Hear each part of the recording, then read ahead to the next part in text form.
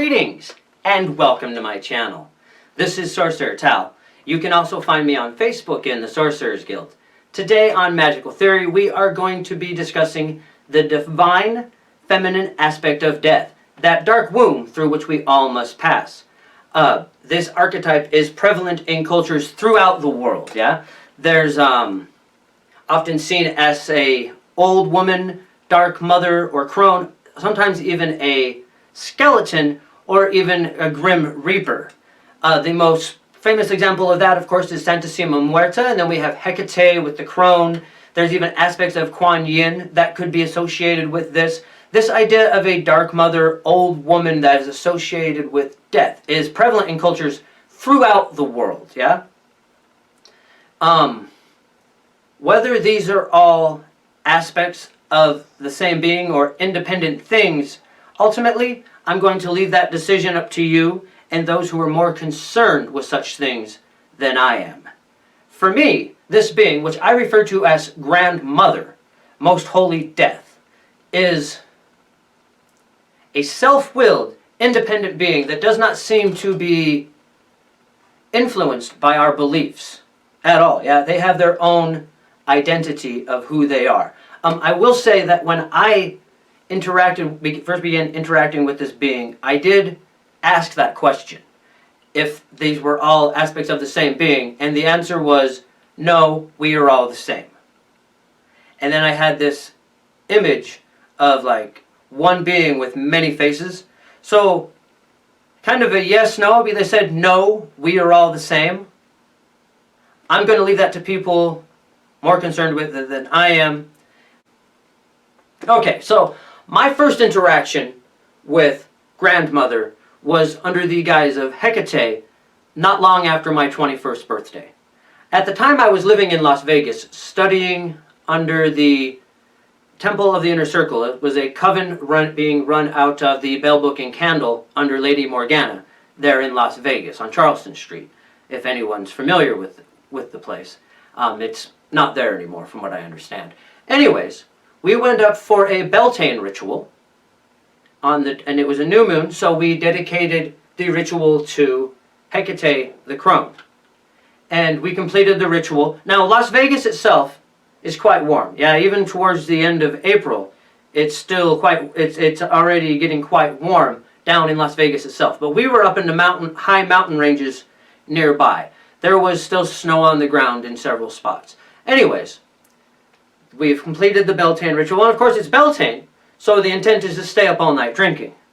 So we begin drinking wine, and I become quite drunken, and actually stumble off into the darkness and pass out. In my recollection, what happened was, from that moment on, I had this dream that I was being held in the bosom of this giant old woman, this crone that simply snuggled me up to her, and it was a warm, fuzzy, wonderful feeling of unconditional love. Completely unconditional love. It was a very pleasant feeling, Anyways, apparently when the sun finally came up, the other coveners, then saw me passed out in a snowbank. I was so far gone that when they picked me up and pulled me out of the snowbank, I thought it was still dark because apparently I could not open my eyes. And they had to help me down into a tent where I eventually came out of it. Whether you want to say drunken stupor or perhaps half frozen to death from passing out in a snowbank for hours, that's up to you. I don't know. I will say that I personally feel like I probably should have froze to death that night, and GrandMother spared my life. Rather than taking me with her that night and taking me home through her into that dark womb that I spoke about earlier, she spared me and allowed me to continue on in this life. So I love GrandMother with all of my heart for this. This is one of the beings that I have the most actual affection and love for. And that's an important thing with GrandMother, and whatever aspect you want to call her, is that she can feel how you feel about her. Some people, when working with her in some aspects, have spoken about her being jealous. I don't find that she is jealous so much, but again, I have very deep love and affection. Whichever aspect idol you choose in this representation, I will say that you want to have it its own space. Yeah? She is not a being that likes to share time. Now again, like I said, these different aspects of them, I am not giving you rules for them. Any of them, yeah? I'm speaking about working with grandmother. Any tradition that you go to for this dark mother spirit, perhaps you will want to work within that tradition until you get to the point that she is speaking to you. In my opinion, once she is actually speaking to you, you should be going with what she is saying, not what is in any book. Because they don't know. Yeah? This is an individual, personal relationship. This isn't something that can be from an outside source to truly get it. This is your grandmother. Yeah? Do you ask someone else about what your grandma thinks about you, or do you go to your grandmother? That's how you should see this being. Okay, so I have other videos where I speak about grandmother, such as entering the cemetery, which I will leave a link to here.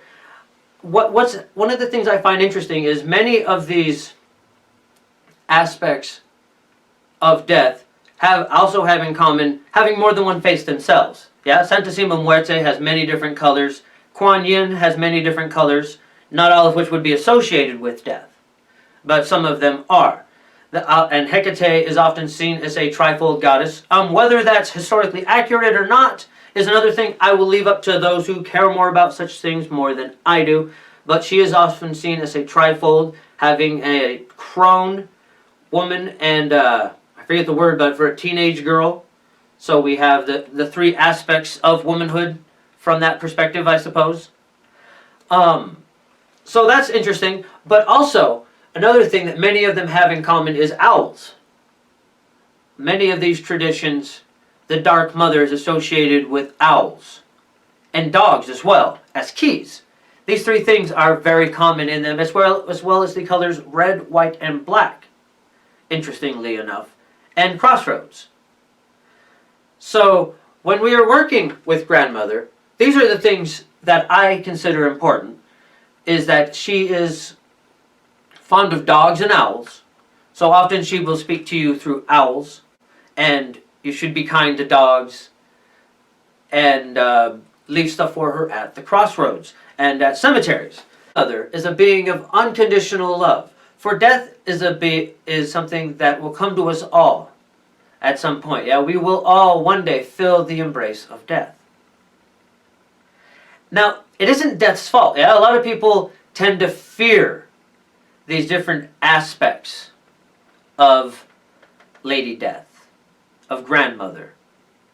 They see her as something that is going to kill them, but it's never death's fault. Yeah? Death does not seek you out. We have this idea of death is coming for me, the Grim Reaper is around the corner waiting for you. Well, waiting is the idea. Yeah? Death is not evil. Death is not bad. Death is not wrong. One should never fear grandmother. There is no reason to fear her. Yeah? She is a being of unconditional love that will be there when our time has come. And she has all the time in the world. She can be patient. So there's no reason to fear death. Now, like I said, if you create a shrine for her, you do want to give her her own space. And her time is her time. I discussed how to do that in that other video.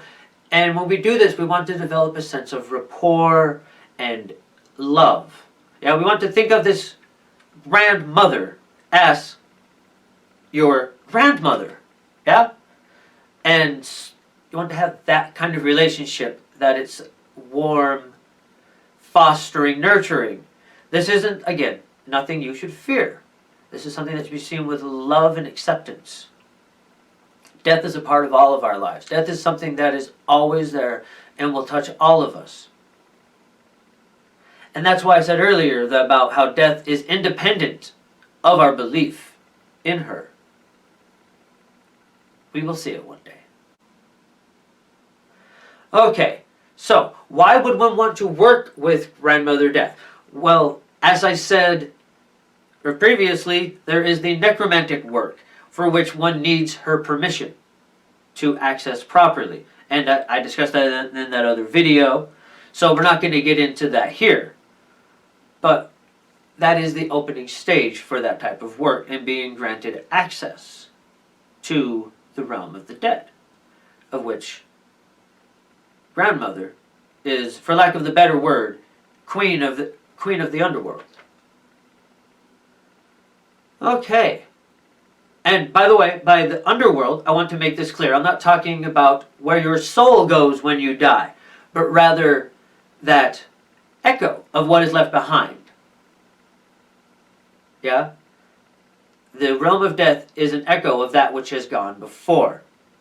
I have a video on that as well, which I will leave for here, and we will get into that. You can get into that on that video. But why would we want to work with Grandmother Death?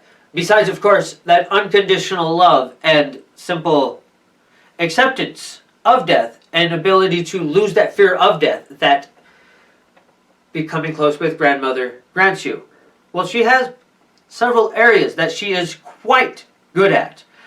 Some of the ones she's more famous for, of course, are the ones with her aspect of Santasima Muerte and associated with drug runners, smugglers, people of that nature. But that's not the only people she helps. Yeah, there are lots of people that are perfectly legit that work with Santasima Muerte. I don't feel it's fair or just to paint her as simply the patron saint of drug dealers. Yeah, that's not who she is. That is simply one of the people she works for. As I said, it is unconditional love. Anyone can work with Grandmother. Perhaps there are people that would tell you can't work with her under this name or that name.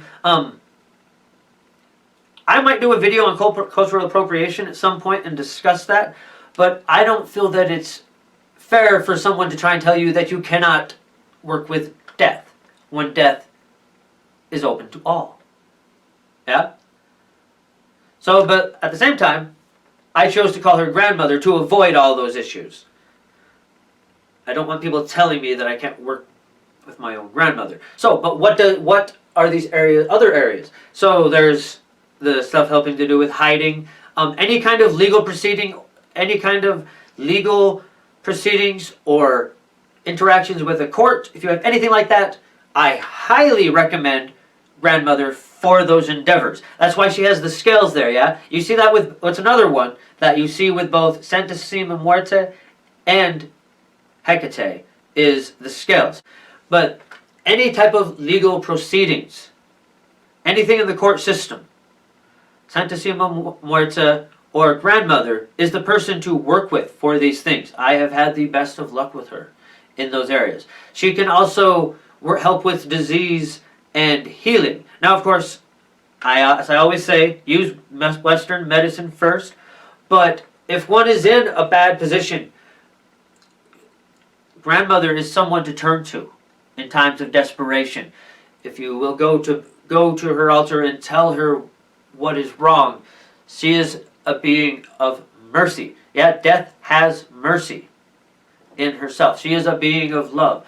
She wants us to have good lives while we are here, so that when we die, we have more to take over. Yeah, we have more left over for her to curate. Yeah, she is. I talk about the idea of a ka. There's a good way to put this. Like I said, we'll talk about it more in some of those other videos that I left links to.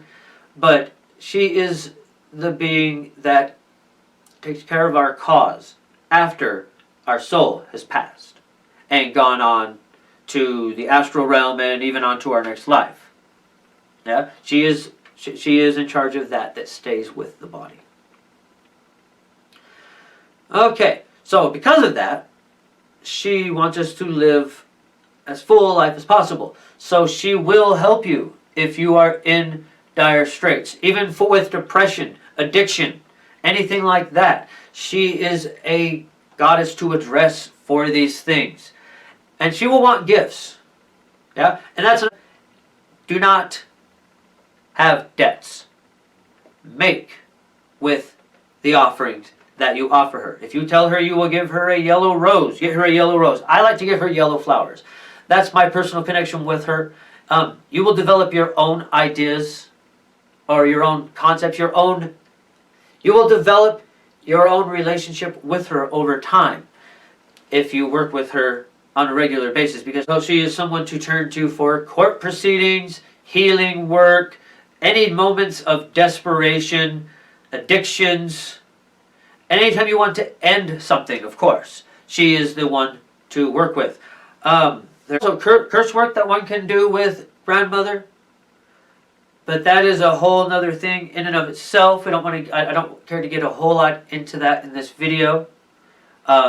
We may get into that in the Sorcery Self-Defense series at some point, into the more in-depth curses, but my advice there is, do not go to Santasima Muerte about an enemy unless you are very serious about it. Unless this is someone you really want gone. And be prepared for the consequences of what you're asking for. Alright? Also found that working with grandmother, she can help one with walking unseen, which I suppose is once again related to the idea of hiding and smuggling that we referenced earlier. But one doesn't have to be a smuggler or drug dealer to occasionally have the need to move about unseen. So that is another area that she can be very useful in. There's actually many areas that grandmother is quite capable in. She is wisdom, condolencing you. Like I said, she is great for depression, that unconditional love in and of itself. Simply having that. Yeah, some of us don't have that anywhere else. This is a presence that loves you. So that is a powerful concept, yeah? That is powerful. Love is a powerful thing. There's not a lot of complicated ritual there. I simply kneel before the shrine and speak. And then I feel what it is that she asks of me. Often for me it's flowers. It's most likely going to be something like that. The type of gifts one would give one's grandmother, perhaps. Okay, so that'll be it for this episode. Thank you once again for joining us.